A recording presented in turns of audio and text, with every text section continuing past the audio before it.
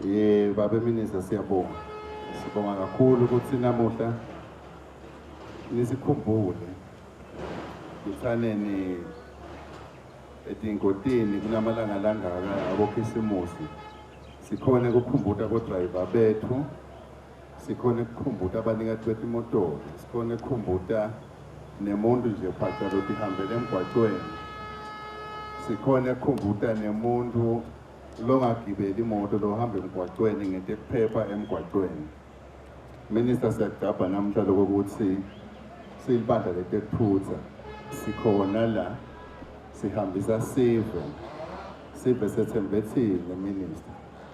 Wethemba thine-ke thina sethemba kodriver bethu.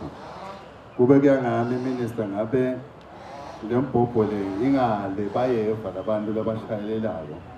Basi kwanyalo kuba thina sila. Ngithembe-ke lokuthi mhlambe lolu hla lethu utawuhamba luye lemgwaqweni. La lapho khona sitabakhumbuta lokuthi kumsuka kangakanani ushayela sive. Kumsuka kangakanani ukuthi mawushayela le moto ubuka labantu abala ekhumbini noma ebhansini. Ubuke ukuthi bonke bethembe wena and banema dependents bathembe kona emakhaya. Minister, sitiko letekuthutha transport sitigabha kakhulu thina endzabeni lethi i-transport uma uhamba ubuka emave lakhona kuSouth region sicishe sihamba embili ngetimoto letiphilile nangetimoto futhi leti-reliable. Asisho ukuthi tingoti Minister tikho, tingoti tikhona. Mane letingoti tethu ukuthi sesike sikhumbude nangidriver simpholishe lapha nalapha.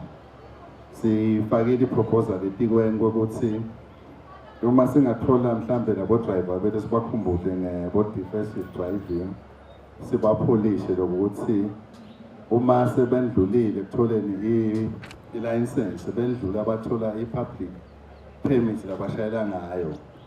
Bese sesibaqeqesha ngokuthi soyoshayela sive ngenyanga. Sibe nesikolo thide. Kulesikolo Minister sicabanga ukuthi uma singafaka into lefana nabo customer care nayo le defensive driving kukhona umehluko lesingawubona longasita labo driver bethu. Minister, ngingakhuluma kushona lelanga nalo program director ulapha emfundini kodwa thina utrustee ngala. Angathi ukuthi ungabe uhloseni kodwa-ke vele kusetshenzwa kanjalo Minister. Uhlala ngiguguluda umnakethu.